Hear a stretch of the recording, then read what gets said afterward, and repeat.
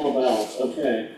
I'm geeked. Well, we won't have to go through this later when it's dark. Thank you.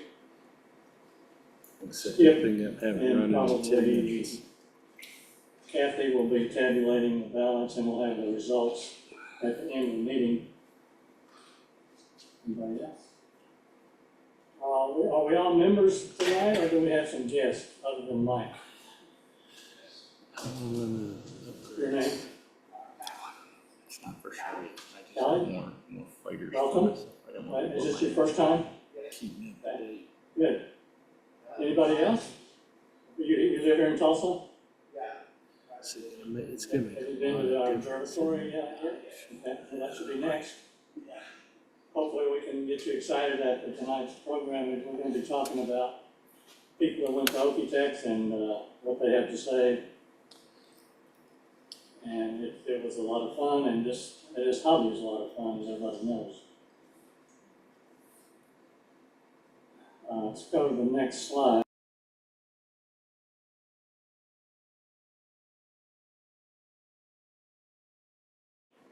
If you have a ballot, Jonathan Fusells is likely to be our next president. Skip is our former secretary and will be our secretary probably going forward. I'm assuming the count's going to come out as we expected. We do have a quorum, I'm told, so ask Treasurer Kathy Grounds. Next slide. That's the remainder of the board, which is myself, Mike Blaylock, Terry Cassidy, John Land, Ryan Kyle, Jack Reeder, who's here tonight, James Taggart, and Brad Young. Brad Young is a recent addition to the board. We're glad to have him. And those of you who may not know him, he's our observing chairman, and he'll be speaking a little bit later tonight. We have all the ballots, I believe, and we'll be tabulating those and giving you the results at the end of the night. So we'll move forward. We have quite a few things to talk about, but before we do too much, the coming events, you can read guest members night, Saturday the 26th at 6, members only night, November 1, the Ancient Forest event, which is at the Keystone Ancient Forest on November 8th, that's a Friday. And if you don't know the location of that and you haven't been before, that's quite an event that occurs every year with our coordination with the people who run that location. And if you can get the location at the website of Keystone Ancient Forest. It's out past Sand Springs. And as I mentioned earlier, we have the club dinner on November 9 on the 3rd floor, which is on this floor at the opposite end of from the elevators at 5:30. Be sure and sign up for that. Guest and members night again on November 23, 4:30. That'll be daylight savings. I'm sorry, that'll be regular time, so the sun goes down pretty early in that time of year. And our next club meeting, December 13th, right here at 7 o'clock. Next slide. Tonight's program, we've done the ballots, they're collected. We have, I guess, 3 items or 4 items on our agenda for presentations. A couple of people, maybe 3, are going to report on the OCT Star Party, just some photographs. Liam Yanulis will be speaking on his first OCT Star Party, and for those of you who have not met Liam, stand up, Liam. He's a new member, came to Tulsa. I'm kind of jumping the gun here into doing the introduction, but since I'm talking about you. He came last spring from New York, was it? New Hampshire. And has got a high-tech degree, particularly at such a young age, and went to work for the high-tech company of L3 Harris, is it? Yeah. And he'll be talking about his, and believe me, when you see his enthusiasm, you're going to want to go to OCT next year I'll be giving a short talk on the question, is there a best way to observe the sky? I'll save the real meaning of that question for later, and then Brad will be giving us the view for next month, the best views for next month. So, without further ado, I think Bob and Judy are going to start with their impressions and some photographs of their trip to OCT. Judy first. You need a microphone?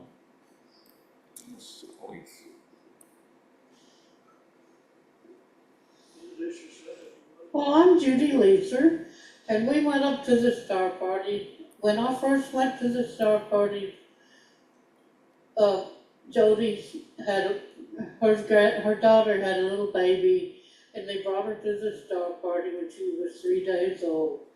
And when we went up there, she had a birthday and she was 14, so we gave her some books on astronomy.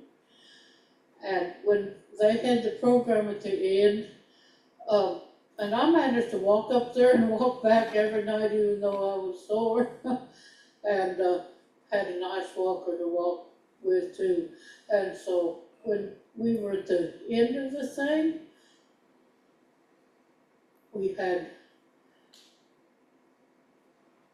a nice program, and they had brought, the people all came in dinosaur costumes, and they were kids riding dinosaurs. And I figured out how it worked, but that was really cute. So we really appreciate the people that helped and did the cooking for us, so we gave them a big congrats at the end, telling them how nice it was they did all of that. Thanks, Judy. Just a little history. Judy and her now deceased husband are probably some of the oldest members of the club around, and it's just great to see Judy and Bob out at OCT every year that I've been coming, and I think this was my 5th year. Bob? Judy's son. Thanks, Don. I think this may have been my 10th OCT, but the first slide here, I've been calling this when I sent it to friends back in Tulsa, the welcoming committee on Friday that came around to our bunkhouses and really, put up its front legs and made us all feel like we were welcome and belonged there. Tried to get inside to, say hello to us, but I think we managed to keep that from happening. Next slide. This is just an example.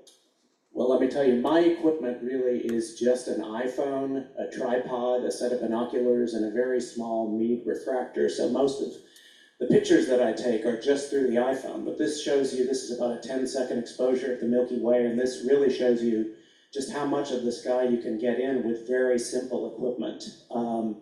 The real challenge for me was always trying to find some kind of fun ground object to put in the foreground, whether it was trees or one of the mesas or even somebody's telescope. Next slide. But despite the darkness of the skies are pretty crowded. This is an example of a star trail photo showing not only the stars, but different satellite and aircraft tracks. One of the interesting objects that we saw this time, and were able to figure out what it was, in addition to seeing the International Space Station, we saw the Chinese space station come over a couple of times. The next slide is a view of the moon taken just before sunrise, one of the mornings. It was just a really thin crescent, and you could get some really good views of it.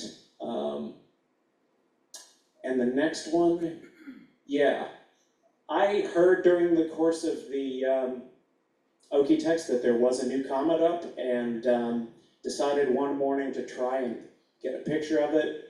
And I heard that it was on the horizon right before sunup.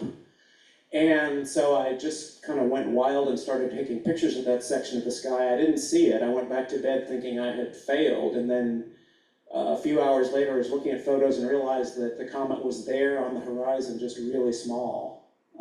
Now, of course, it's much more. spectacular and large in the evening sky. Yeah, so this is some of the other stuff you can do around Okie-Tex. This is the obelisk at the highest point in Oklahoma on top of Black Mesa. It's about a 4.4 mile hike each way. This is Capuan Volcano National Monument, about 100 miles west of Kenton, which is a great day trip to see this extinct volcano national monument. And this is something fun you can do either for a day trip or on the way to or from Okie-Tex. So we did it on the way home. It made it a 500-mile trip in one day instead of a 400-mile, but this is Lake Meredith National Recreation Area in the Texas Panhandle, where you can rent paddle boats or kayaks to see this, this lake surrounded by interesting rock formations. And that's it. Thanks, Bob. Anybody, although we were looking for advance notice, but if anybody that was at Okie-Tex wants to make any comments, now would be a good time to do it. Otherwise, it's Liam that I mentioned earlier, Liam Anulis. Well, you need a pointer? I'll go get you a pointer. Hi everyone. Do I have a, My name is Leon. do I have a PowerPoint from him? Recent transplant to Oklahoma. I moved out here in April from New Hampshire. Oh, this one. And I've been really passionate about astronomy, and getting me to go out to Okie-Tex, my first star party in general, was really exciting. So there's a picture of me in front, sort of on one of the outcroppings overlooking the campsite. My setup isn't visible here, but you can see Okie and Tex are the two flamingos, the mascots of the event. Sweet. So I guess if you could put the next slide. So just a couple of things I want to talk about is my overall experience at Okie-Tex, some drawings that I did. I'd like to draw quite a bit, and I've been getting into trying to do drawings of the night sky as well. A couple of fossils, and some of the pictures I took, as I also do astrophotography. This is me on that same hike to the highest point in Oklahoma. On the way there, it's a pretty long hike. It's like 8 or 9 miles, but you get this awesome overlook over the mesa floor. Go to the next slide. So just to kick off, it was incredible getting to see just how many enormous telescopes there were at this event. I'd never seen this many all in one place. Got to look through, a 25-inch dog that was like 10 feet tall. You need a ladder to climb up to it, and get to look at like merging galaxies. It's absurd, and the skies were gorgeous. And obviously getting to meet so many passionate, like-minded people was really exciting. Next slide. So along with that, there was also registered for this 2-day course to learn how to better use PixInsight, which is this astrophotography sort of image editing software. And so you see, they provided us with this sort of sample data that we got to play around with. And even though I've been doing astrophotography for a while, I've used PixInsight, but there was a lot of sort of gaps in my knowledge I wouldn't have known about unless I'd gone to this. And it was taught by this guy, John Talbot. You can see there, he's sort of a master astrophotographer, seems to go to Okie-Tex every year, so he had a lot of great insights. Next slide. And along with that, there's Don, also at that class, so that's perfect. Next slide, awesome. So there is my sort of tent and telescope setup. I had an air mattress inside my tent. My tent was I think 5 foot by 7 foot, and the air mattress was 5 foot by 6.7 foot, so it barely fit. But it got the job done. And I had binoculars on a tripod, which I did some of my sketching I'll show on, and my telescope for imaging. So I've got this 430 millimeter refractor, CWO camera, and it benefited greatly from the dark skies out there. Next slide. So I meant to mention there was this rock outcropping in the distance that I actually thought was really beautiful and wanted to try to do a sketch of. And so, go to the next slide. It was my first time trying to do a landscape on with colored pencil on black paper, especially because I'd completely forgotten to bring my white normal paper. But I think it worked out really nice. I was pretty happy with it. And obviously the reason that I brought the black paper in particular was to do drawings of the night sky. So the next slide. So I did one looking at just the southern Milky Way and my telescope and tent below. And I was really happy with how much detail I was able to try to parse out in this view. Go to the next slide. You can actually see where a lot of these constellations are, especially Sagittarius. That it was very, I haven't done a lot of this wide field drawing yet of the sky. So sort of a lot of experimenting, very fun. Next slide. Yeah, so here's some of the ones I actually did get with my, through the binoculars. So you have the Perseus double cluster, the Pleiades, Andromeda, and the Lagoon Nebula. And it is kind of, it's slightly miserable trying to draw every star exactly where I saw it and line them all up with each other. But I think it helps give it a really natural sort of realistic look to it, as what you could see through the eyepiece. Go to the next slide. Like I tried to identify which stars that I drew, what the faintest magnitude I could see was. And the record, I think, was the guy way up here, that was a magnitude 12.5 near Andromeda. The Lagoon Nebula was setting pretty low by the time I was sketching it, so I only saw one out to magnitude 10. But it's kind of a fun exercise that goes along with the sketching. Go to the next slide, the one after that. You can actually see, I did a comparison with, and so if you want to flick back to the previous slide and forward and do a sort of comparison and see how all those stars line up. What I found interesting was that, especially closer to the edges, the stars seem to get more distorted, and I think that's part of the how the eyepiece presents itself versus a camera picture, which is kind of interesting. I thought I barely saw these little hazy spots around the Lagoon Nebula, and I wasn't even sure if they were genuine at first, but looking over it with the picture, the dark dust lanes in between really do kind of line up. So that was really fun to try to spot.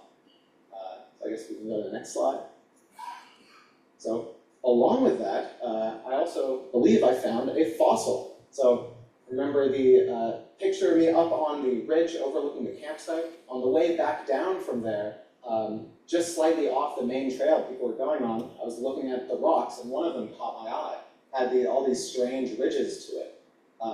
And talking with people there, trying to think of what it could be, I thought it could be it's called a crinoid stem, which is sort of the stalk of this sort of ancient anemone.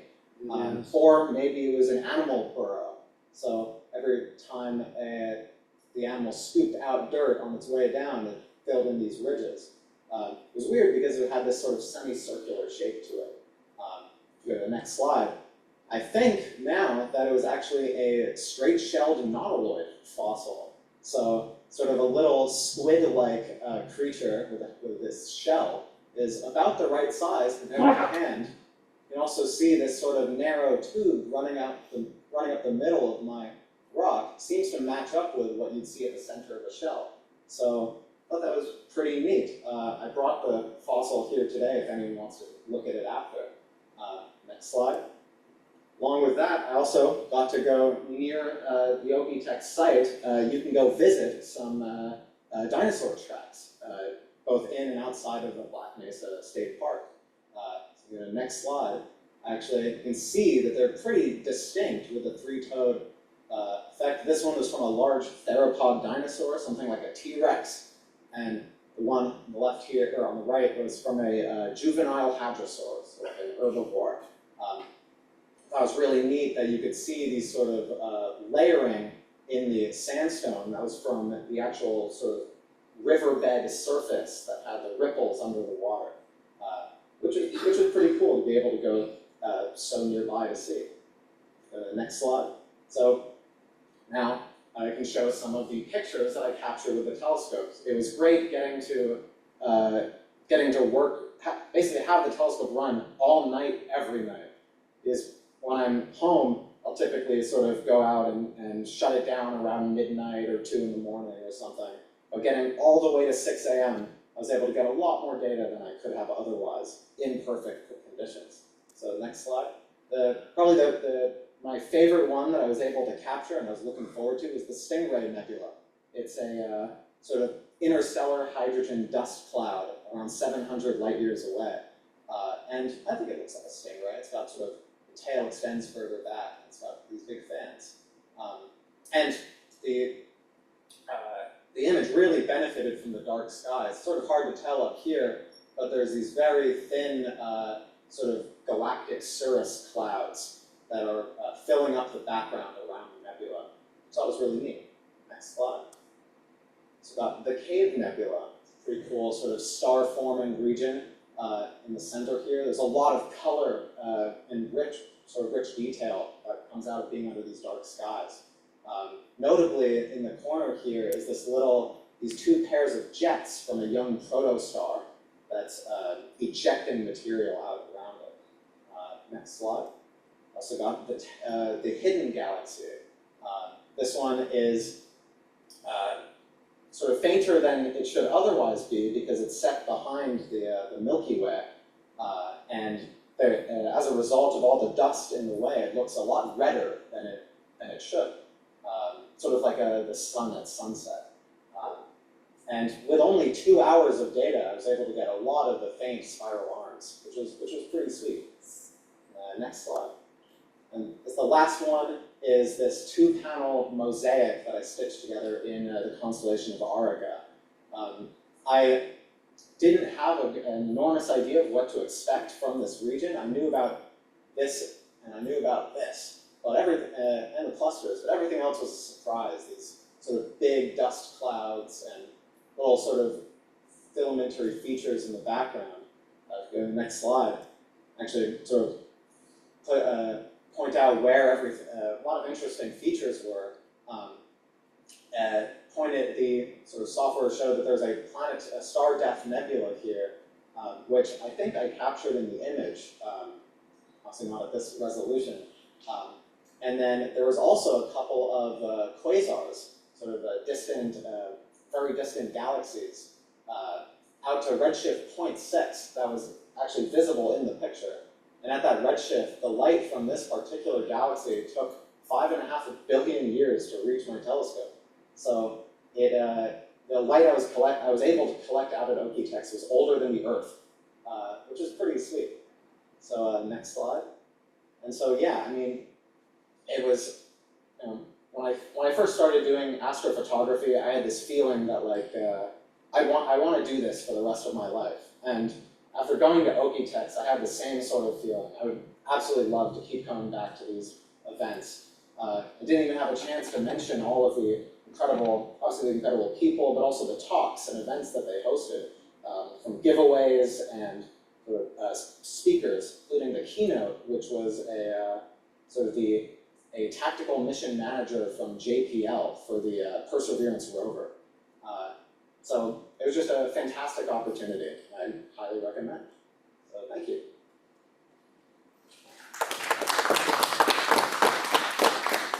Thank you, Liam. That leads into my talk, and I'm going to do most of it from back there with a pointer and some slides. But before I go back, I think the title of my talk, as you probably saw, and we won't put up the slides just yet because we're going to do something with the planetarium. But the topic of my talk is the question: is there a best way to observe the sky? And Liam just showed you probably every way you can observe the sky, and I didn't detect any strong preference on his part other than maybe astrophotography. But from the beginning of my experience with with the club and with astronomy, it's been an interesting discussion among people, some of whom are married to astrophotography and some who think astrophotography is the dark side. And they'll speak to you in with tongue in cheek, but nevertheless, there's that question. And the thing that really got me interested in doing the talk was what my experience was at OCT.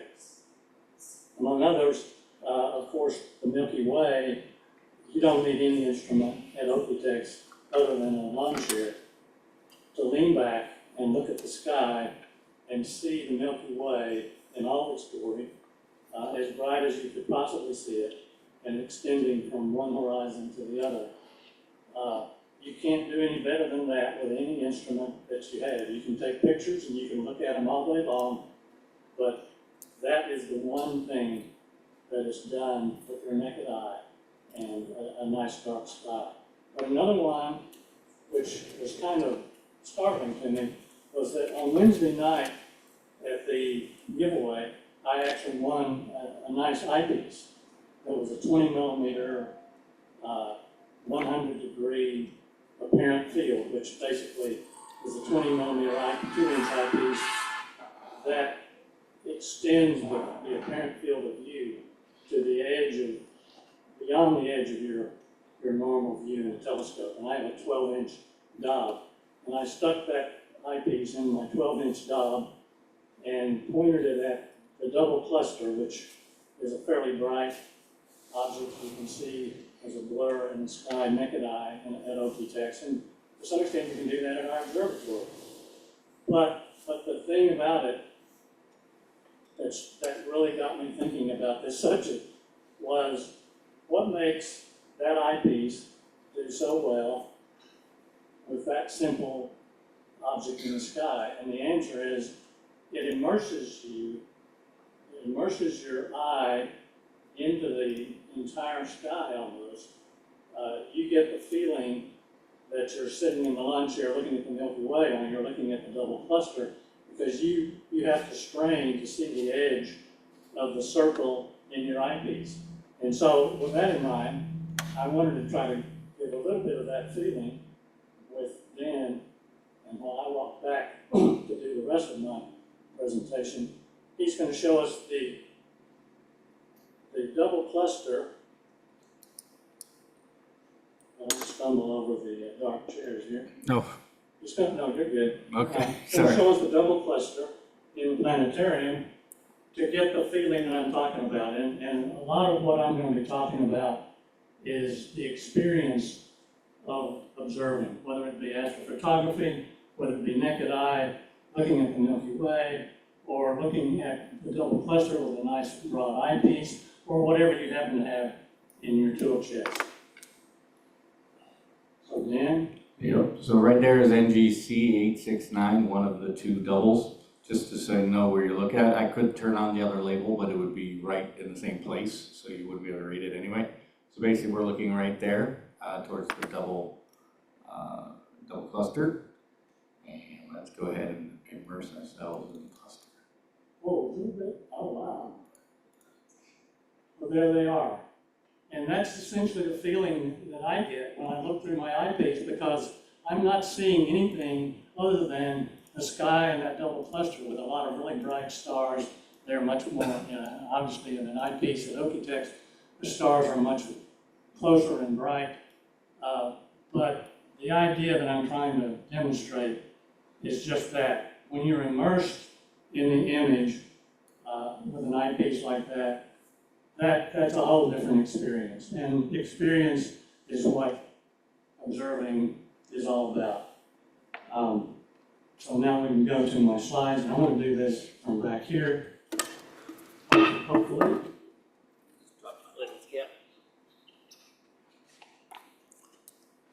I just have a few slides, and all of the images, or not images, but all of the slides that you'll see come from the two articles in Sky and Telescope magazine.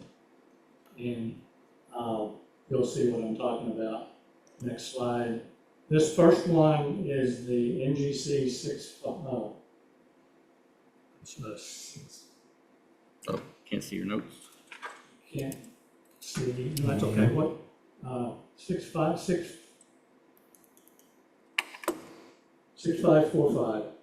4565, I'm sorry.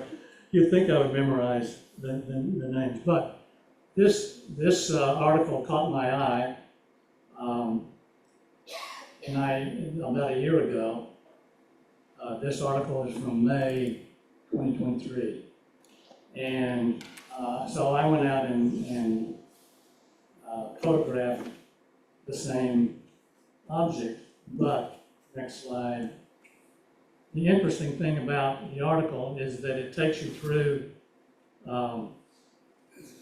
several different views of it and the different ways that people can decide to observe the night sky.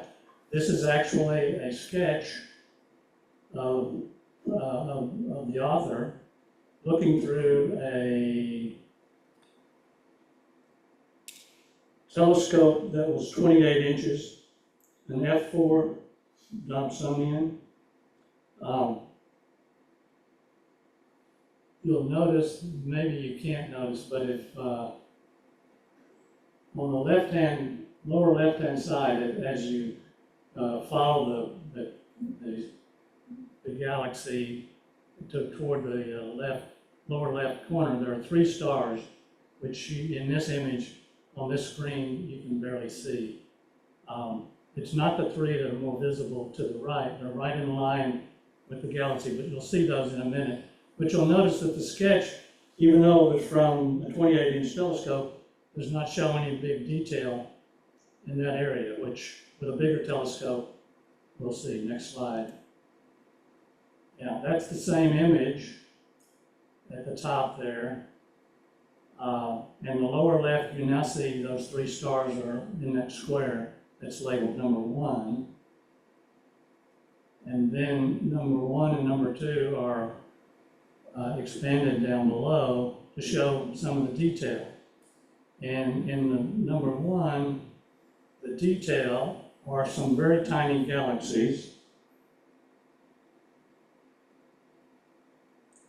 taken, well, I should say, a part of this image, but the important thing is you can see where those little circles are. Those are little tiny galaxies that are just opposite one of those 3 stars. Next slide. No, we skipped one. No. That's the next slide. All right, go back to the other one. Yeah,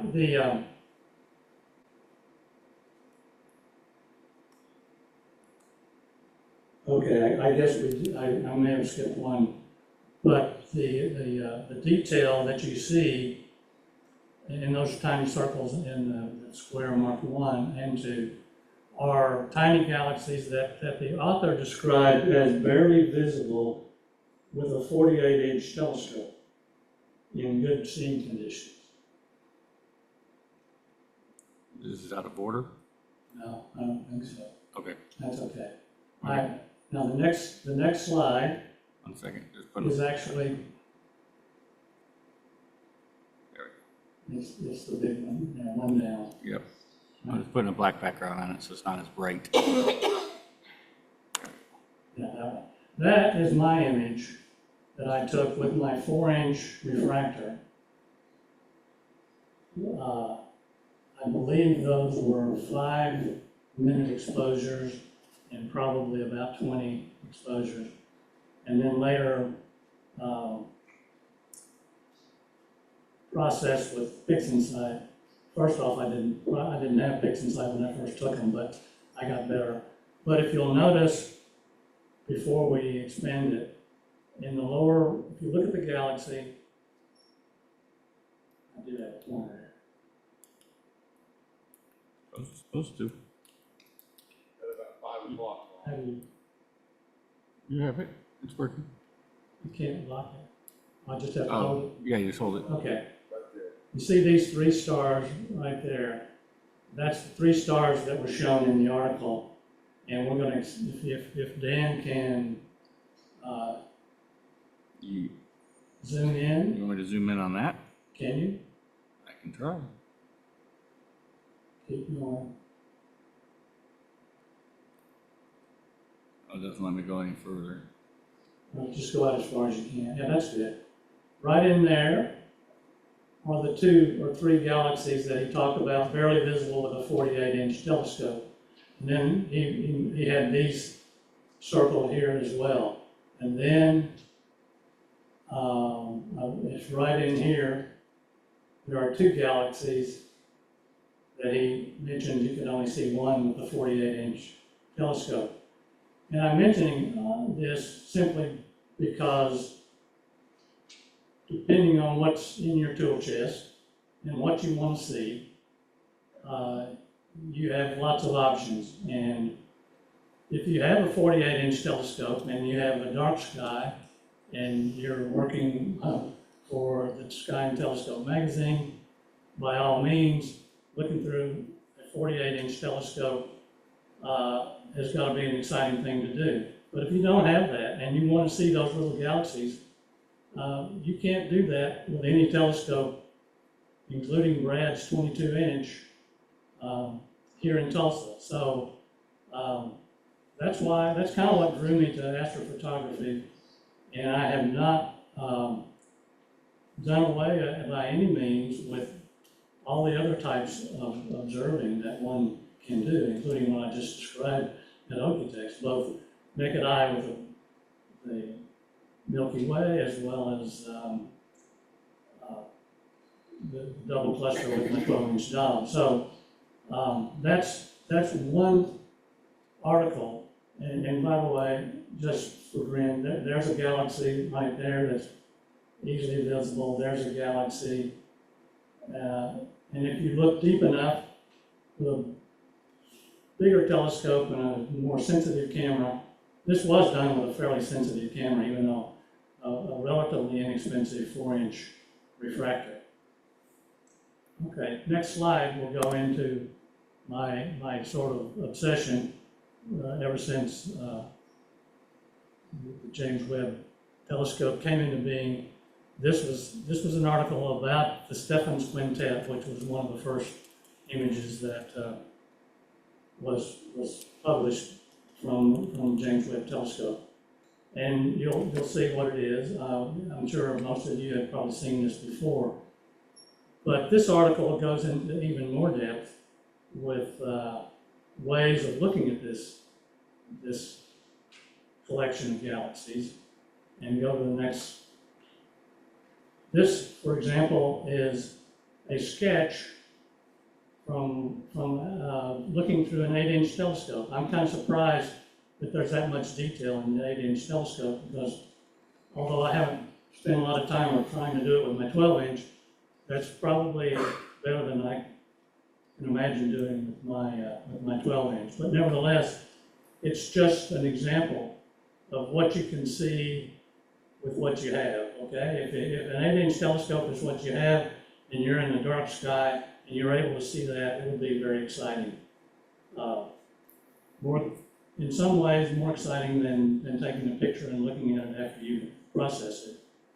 So there's always that dichotomy. Next slide. This one is another sketch, as you can read there.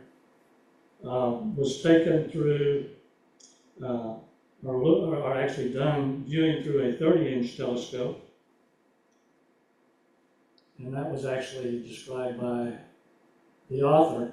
And you'll see that all 5 galaxies are there, but none of the detail with the little wisps of stars trailing off of several of the galaxies.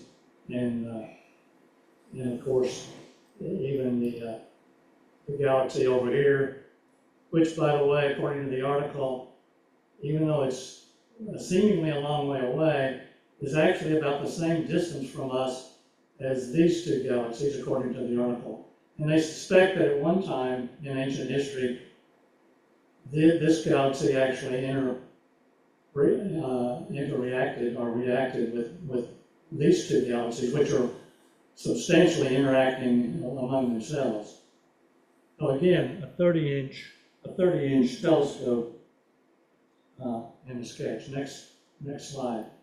And so this is at the bottom another sketch actually from a German by the name, let me turn my page here.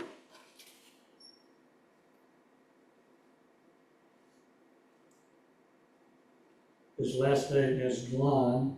I can't read that, but it's UWE, I believe, Glahn, who was responsible for doing that sketch. And you'll see it in the next slide. I don't go there yet. His sketch is getting pretty detailed, but it was done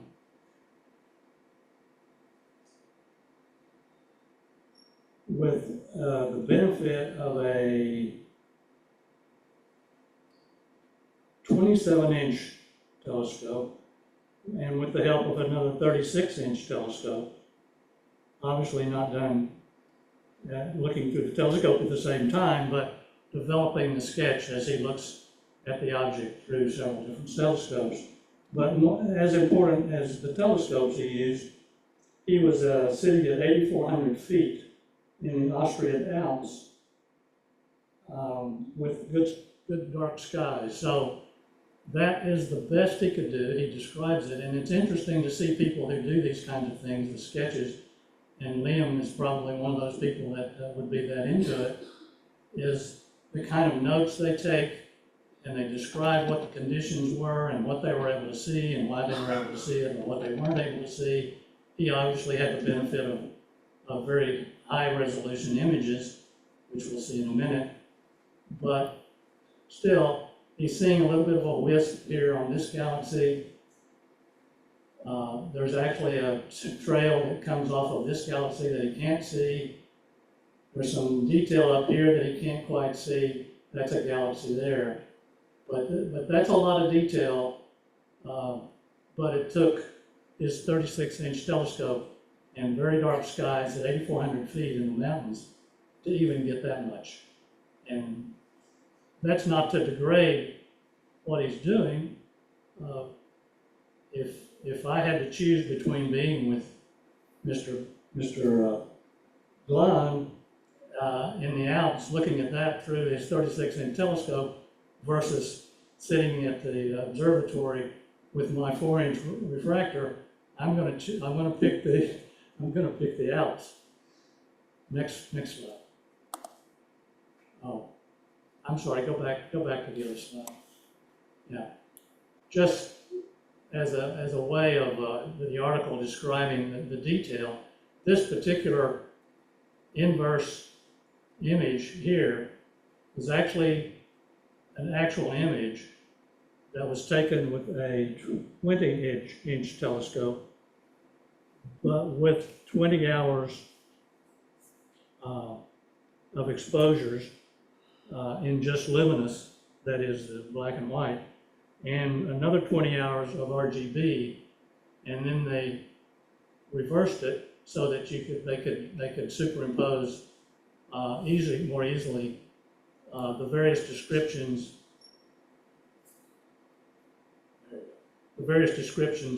of the galaxy. So this one you see a little more of the wisp. This one you see a little bit of the trail. More detail up here, more detail down here. Again, that's an image, that's not a sketch. Next slide now. And Sorry. no, go back. Yeah, and this is just the notes taken from, there is his name, Uwe, or U, Lon. Uwe. Uwe. Uwe. Uwe. Okay. Uwe. Uwe. Well, thank you. It's German. Yes. Uwe. That was done with his 27-inch telescope with assist from 36-inch, and this is actually a copy of Uwe's notes. We're high altitude in the Alps, 8,400 feet, talking about the transparency and the various things that he was able to see. Next slide. That's my image, okay? This is an image I took last summer with my new 6-inch RC with 10-minute exposures, and I think there are probably 20 or 25 exposures that were combined using fixed sight. But you can see with my little telescope, and we could go back and see again, but you can see the detail that's left out of the sketch. So essentially, I'm getting more with this 6-inch telescope taken at the observatory in south of Mounds with my 6-inch RC, with very much detail in this part of the galaxy, with this part of that galaxy. This, if you go back and read the article, there's a lot of detail that he talks about is what's going on here with star-forming gases and the two galaxies here. It's a little bit bright. I didn't do a real good job in processing that, but you see almost all the detail that was shown in that that reversed image that was labeled with the various parts.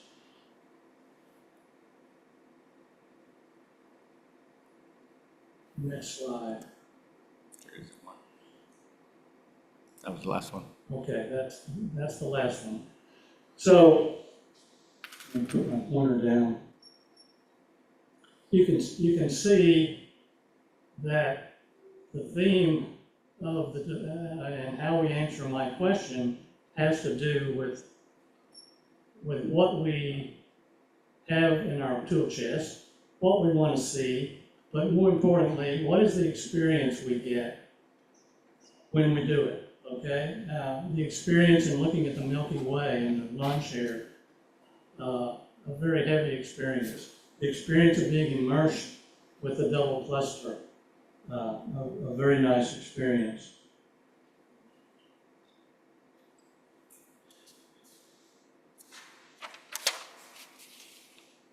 Of course, looking at Mr. Yue's notes and his experience, that's a whole different experience. And to say that one is better than the other, of course, we knew the answer to that question is no, that's ridiculous. It has to do with the experience, but it's not just looking at the image. If all I was going to do is look at my image, I'd be much better off looking at somebody else's image, because there are people that do a lot better job.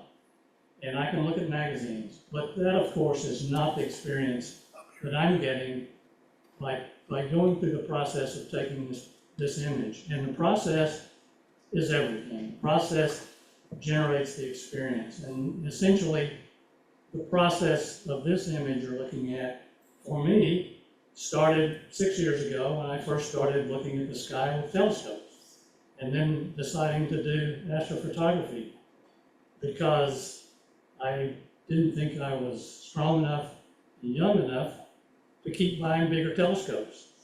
Nor did I have a friendship with Mr. Uwe where I could go to the Alps and look at a 36-inch telescope. So this is what I had. And the experience was learning how to do all of that. And that took a while. But when I take this image, it reflects my learning experience of how to find objects in the sky before I did astrophotography, shopping for what kind of camera that I needed to use that would best fit my budget and what I wanted to do, and then what I wanted to look at, what I wanted to image, how to do that, how to mount the camera on a telescope, how to guide the telescope, how to take the pictures, how to process them with fixing sight or whatever I might have. But when I look at that image, I don't see what you see. I see everything that happened in my 6 years of experience that make me have fun doing what I'm doing. And at the risk of repeating myself, the experience is everything. So the answer to the question is no, there's not a best way. It's whatever your way is with what you have and what the sky will offer. So that's my 2 cents.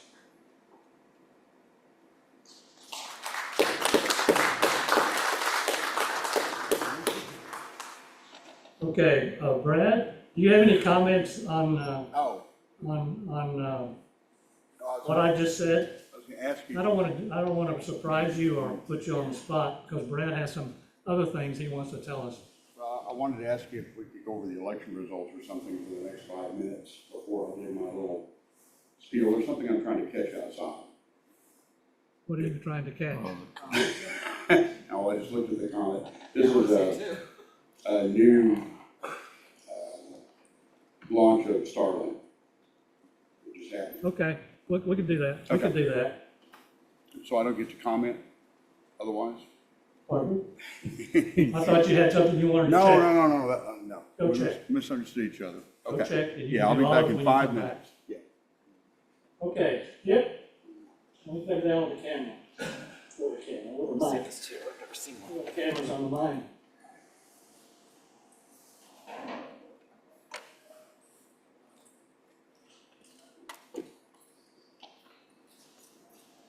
Is this microphone working? Yes, apparently it is. We received 26 ballots. The quorum required to have a business meeting is 20, so we had a quorum. President Jonathan Fussell is elected. I am reelected as secretary, and Kathy Browns is reelected as treasurer. The slate of board members were all elected. The bylaws amendment passes, and the requested annual dues schedule also passed. So thank you all.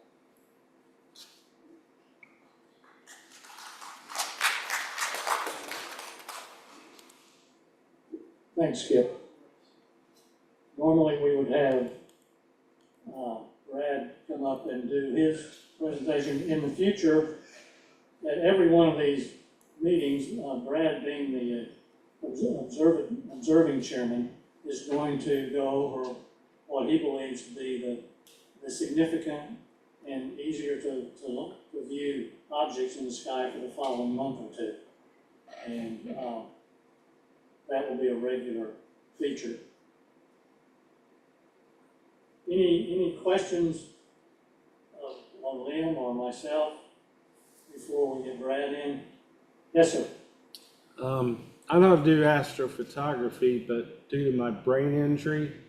Hold on, let me give you. Okay. I got a new telescope that's gonna help facilitate me performing astrophotography a lot easier. But due to being run over by the truck in 2017, my cognitive skills have been impaired. And so fixing sight is too steep of a learning curve for me. And I can enhance my quality of my pictures a lot better if Liam or somebody would maybe once every 2 months be willing to not spend a lot of time, but a little bit of time to enhance the TIFF files for me, and I would appreciate it. I would imagine without doubt that somebody can be around to help. I mean, that's how I learned what I've learned, a little bit I've learned so far. And this club, I think, prides itself in being available. And Byron, as a matter of fact, I've toyed with the idea and actually suggested, although have not done anything formally, about doing a special interest group on fixing sites, or just photography in general. So we can have smaller groups that do that. All right, thank you. Yeah, you bet. Oh. Bad conditions outside? We've already, you're elected. as a board member, I have not. Good.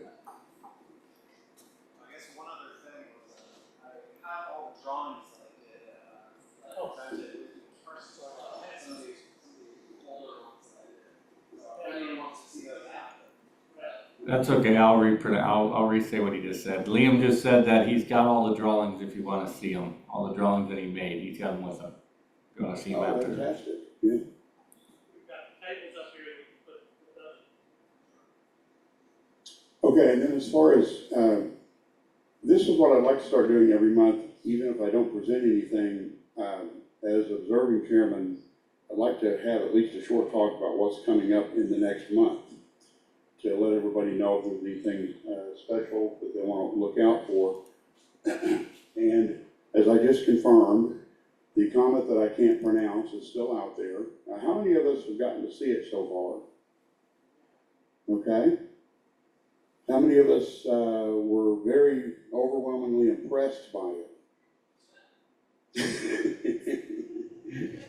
Okay. It's a decent comment.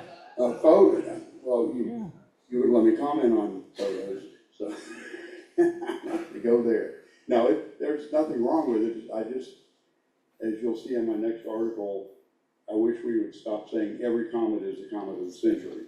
Yep. But anyway. I agree on that. It is still out there, it's still certainly easy to see. Bob provided a nice picture. I believe you, Bob, you said you took this at Keystone Lake. And I was out there, either last night or the night before, I can't remember which, or a lot of people there trying to take a picture of it. You can see on the left-hand side, Venus, and over on the right-hand side, where it says credit, is Arcturus, the star. Yes, it's kind of gone up from there. It's still kind of on the same line as its tail. Okay. But it has moved up to about this area now. And so if you are trying to go out and see it, that's a general guideline in the south, sort of west-southwest. And there's plenty of charts out there on the Sky Telescope's website and that sort of thing. That is probably the big thing going on right now. It is a almost naked eye comet, not quite, but especially if you get outside the city and wait until it gets completely dark, you might be able to glimpse it with the naked eye. Otherwise, bring your binoculars and you'll get a good view of it.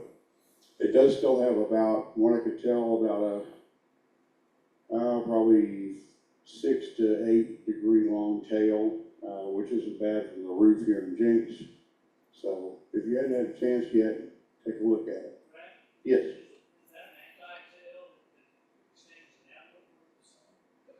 Yes, that was the other day. There was one. It was only visible for a few days, and it looks like Bob caught it.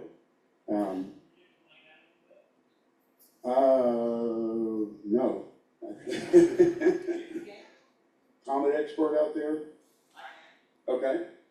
So what's happening is, as the comet, from our perspective, we're seeing its orbital plane almost edge on, so as it's going away from the sun, it's still leaving some stuff behind, and from our perspective, it makes it look like it's pointing out in front of it, but that's just more of that icy material that's just strewn in its orbit.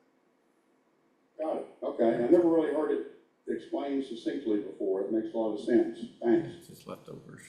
Don't get. Okay, any other questions or hints about how to find the comet or anything like that? Well, it's slowly fading and moving farther away from us. It's going to kind of hang in the same area of the evening sky and just get further and further away from us. So you have, a while to see it, but every night you wait, it gets dimmer and the tail gets shorter and all that good stuff. Okay, next slide, please. Okay, just a few notes about meteor showers. There usually are some pretty good ones in the fall. The Orionids can be pretty spectacular. They're bright and fast. The Taurids tend to be widespread throughout November, especially early November. There's the northern branch and the southern branch.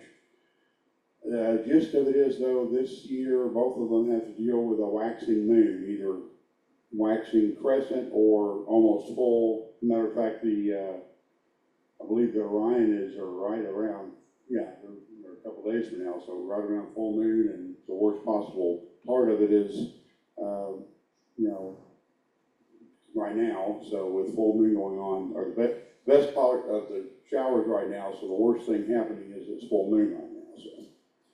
Either one of those are gonna be, great because of the moon. And then next slide. The autumn deep sky, a lot of people think that summer is the time to see things, and it certainly is. The weather usually warmer and there's a lot of wonderful things to see in summer, but autumn is no slouch either. You still have the Milky Way from about Aquila to Perseus, including a lot of planetary nebula, including the Dumbbell Nebula, the Helix Nebula, and the Saturn Nebula. The globular clusters like Messier 30 and Messier 2, these two are getting a little low. Messier 15 will be up a little longer. It's more of a truly fall globular cluster.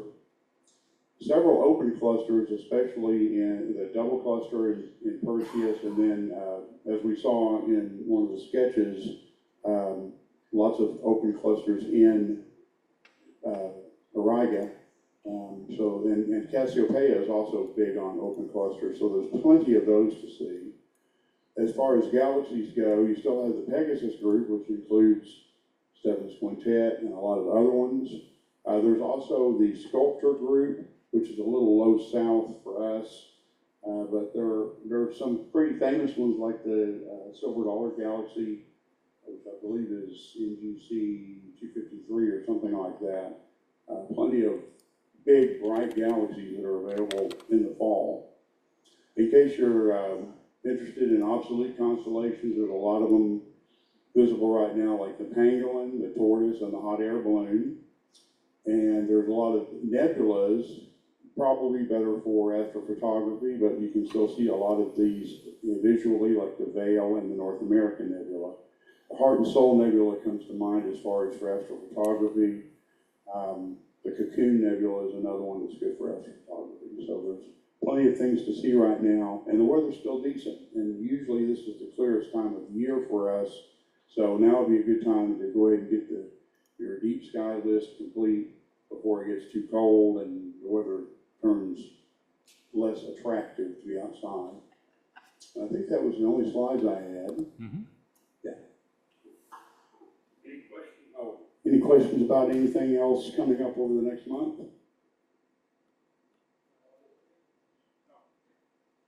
Comment, they just announced there's a new comet coming, first week in November, may clear the sun, and all together we'll get to see two comets. Great. But yeah, they're not sure it's gonna survive. One is Taos Memorial, so it's slow. What do you see my next article? You mean you don't know the answer to that? My next article is going to attend to the next article in the newsletter is going to attend to the clickbait theory of everything. Every comet's the comet of the century. Every star is going to explode. All that good stuff. We need to stop doing that. Don't walk off. In your book, you mentioned a marriage between astrophotography and observing through eyepiece that you do an awful lot, and how those two can essentially check each other or support each other. And I would be interested in any comments that you have about the question that I raised in my presentation.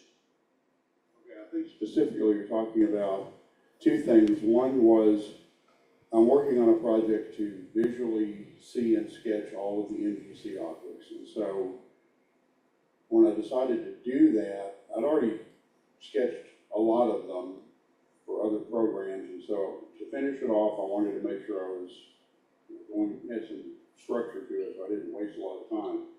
So the first thing I did was I went ahead and astro image with a remote telescope all the remaining NGC objects, and got an image of all of them using the same telescope, 60-second exposure, across the board, all the same things. So they all were in the same, they were all taken with the same image technique. And I called it a survey image because all I was trying to do there was not produce a very good picture, but to just know what I was going to be looking for in the eyepiece. The other thing I do is whenever I think I've seen something in the eyepiece visually and sketched it, then I'll go back and I kind of use this, my survey to start, to know what to look for. And then once I've sketched it, I go back and look at a service like Aladdin or some other online service that is a survey of the sky. There's plenty of them out there. And see if what I've sketched matches what the field stars are and what it looks like approximately. I think that was what you're referring to specifically in the book. And it really helps because, for instance, this year at OPTEX, the first night, I know better than to try to observe very much on the first night because you're always tired and all that. Did it anyway. Never did get a good feeling about any of the things I was sketching. And I got back to the room, and the next day I always get up and kind of look and see what was going on from the night before. And checking the sketches that way, nothing made any sense. Nothing that I sketched matched anything really that I was supposed to be looking at, except for one item which I had found, a nebula that I found by comparing fields in the atlas I was looking at. So that was a pretty easy one to find and identify almost on the fly in the eyepiece. But as some of you may know, if you're looking at a very faint galaxy, there are an awful lot of very faint, tiny, round galaxies out there. And so using that kind of technique can not only provide preparation, but it can provide sort of a fact check to make sure that what you thought you saw, you actually did. So I got to spend the next night going back and doing everything all over again. But at least then I had the confidence of knowing I actually saw it that time, and it wasn't some, averted imagination or whatever it was that caused me to think I was seeing something. Yeah, thanks, Brad. And what he didn't tell you is that he's now above 7,000 on NGC objects. 98% done. That's good to know. All right, any other comments, questions, complaints? Yes, sir. Jack?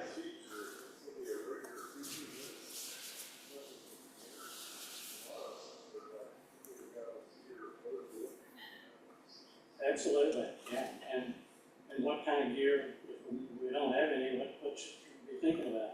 What's a good start?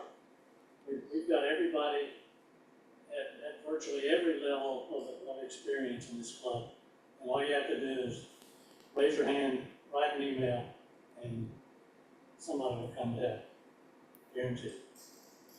And I don't know if many of you have heard me repeat meeting after meeting that I want to stimulate participation and interest, and the way you do that is just start thinking about it and start asking questions. I didn't mean to put you on the spot tonight, but our new president is now formally the new president. Does he have anything he wants to say?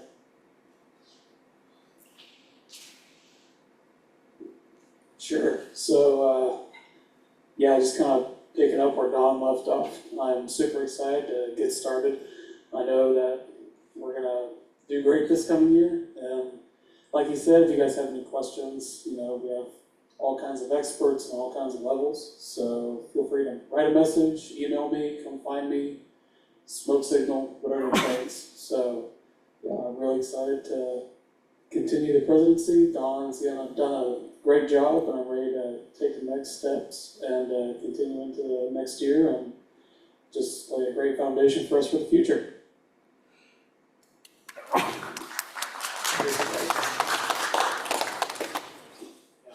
And I just wanted to say, I'm not giving up anything in particular other than the presidency by stepping down. I'm on the board.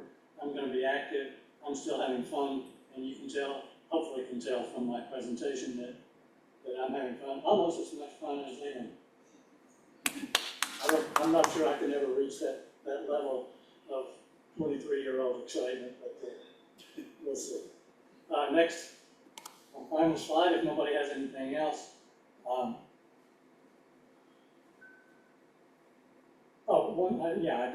almost forgot. John Land is out of town, but asked me to request items for the newsletter. Any photos, additional photos from Okie-Tex. I think Bob has some more that he's going to supply. Photos of the Aurora on October 10. Include your name and the location you took the photos, and images of the comet that we talked about earlier. And he asked that you send those as an attachment to his email, which is tulsaastrobiz@gmail.com on the screen there. And the newsletter will be going out probably end of next week. And the next slide is how we end this. By inviting you, number one, to come up to the table and see Liam's sketches and hang around and ask more questions if you have any. And when we're done with that, some of us will be going to Louis' Grill and Bar, which is, those of you who don't know, it's if you go out of this building south, turn left at the first street, go about 5 blocks straight east, you'll run into Louis' as a park there. And you see the shopping center, turn right into the parking lot, and that's where Louis is. Look forward to seeing you there, and we'll call it a night. Good night.